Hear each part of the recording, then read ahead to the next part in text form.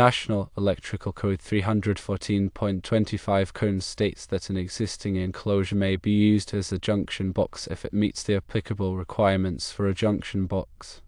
NEC 314.28 requires that junction boxes must be securely fastened in place.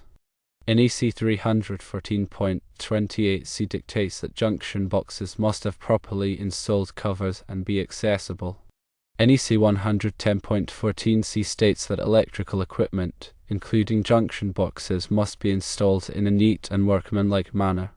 CEC Section 314.25 Code permits the reuse of an existing enclosure as a junction box if the requirements of 314.28 are met. CEC Section 314.28 requires that junction boxes be securely fastened, have properly installed covers, and be accessible. CEC Section 110.14c requires that electrical equipment be installed in a neat and workmanlike manner. Therefore, the NEC permits the use of an existing panel box as a junction box after removing the bus and bars, provided that the requirements of NEC 314.25 Code and 314.28 are met. In simpler terms, if you are upgrading an electrical panel, the old panel box can potentially be repurposed as a junction box. However, this is contingent on meeting specific requirements outlined in the National Electrical Code. These requirements are designed to ensure safety and proper functionality.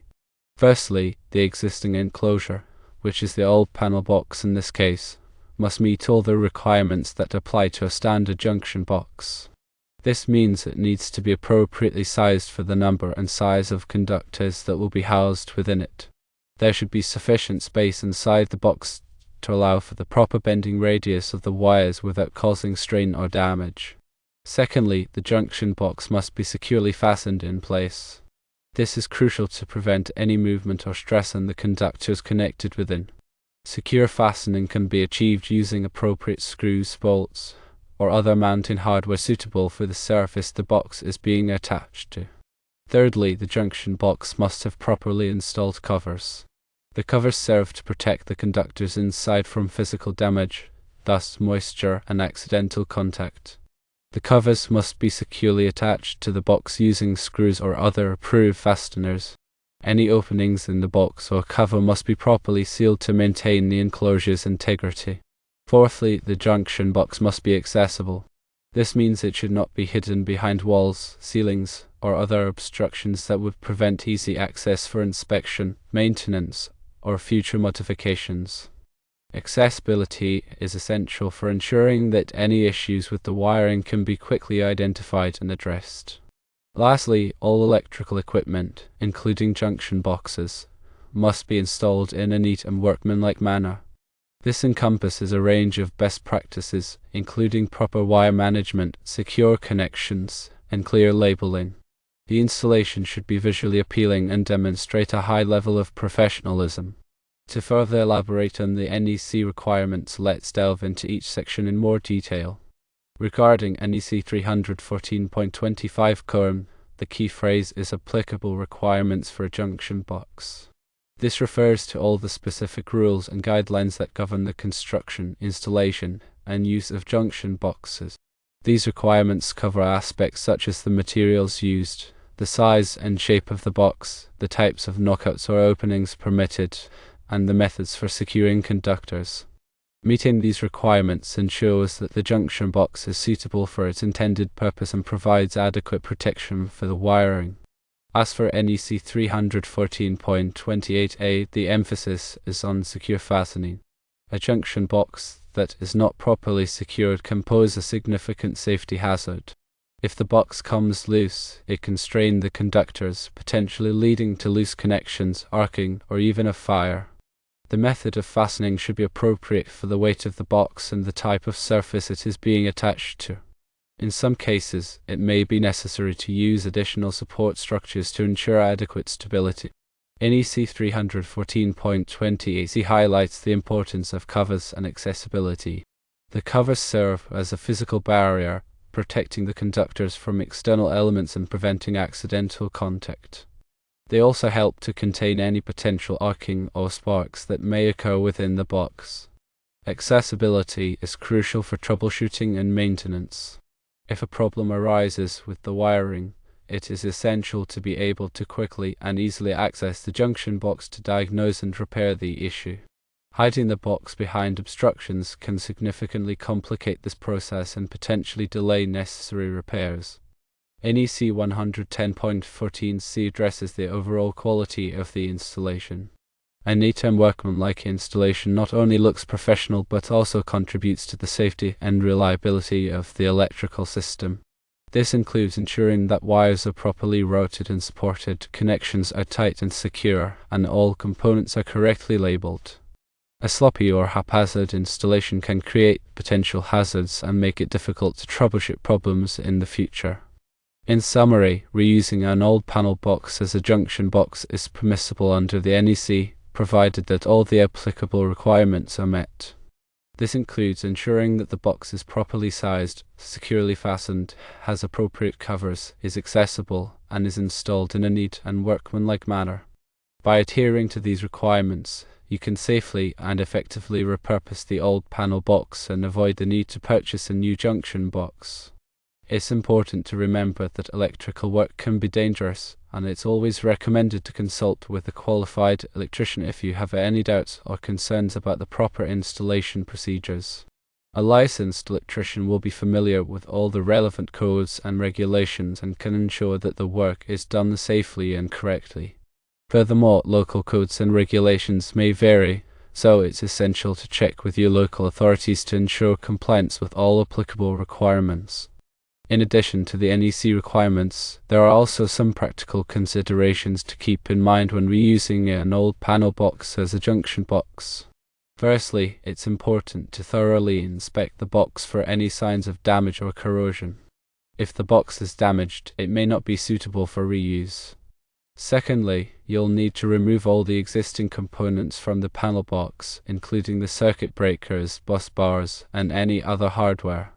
This will leave you with an empty enclosure that can be repurposed as a junction box. Thirdly, you'll need to ensure that the box is properly grounded. Grounding is essential for safety and helps to prevent electrical shock. The grounding conductor should be securely connected to the box using an approved grounding connector.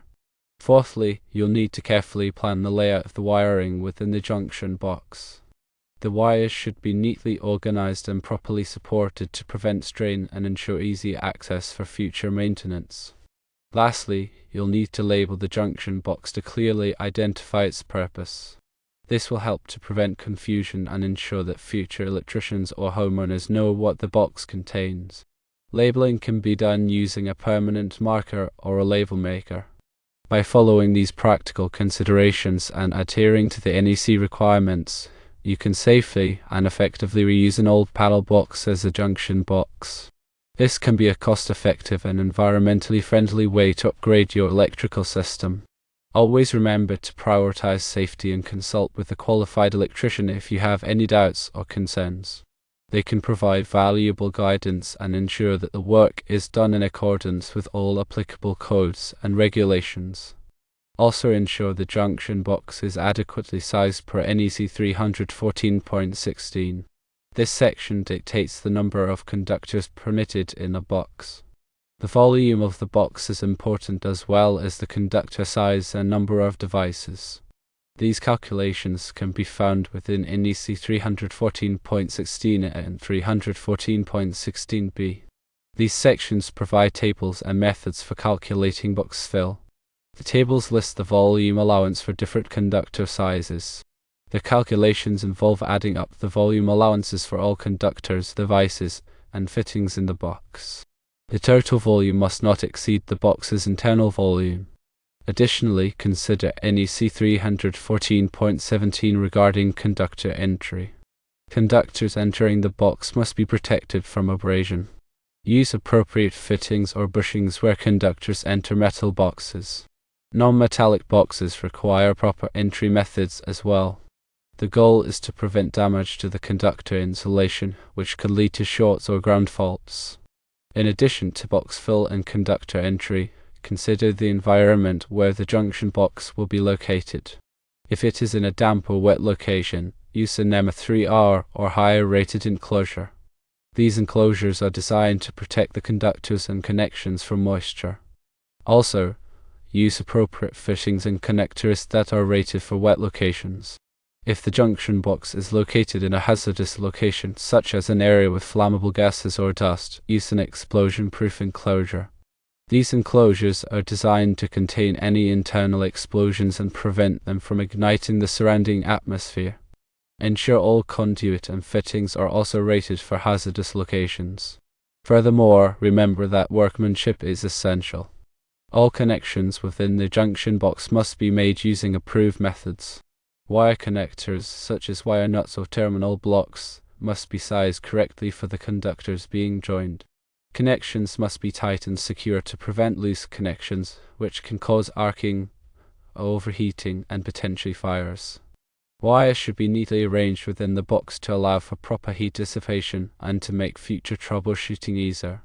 Also, keep in mind future access.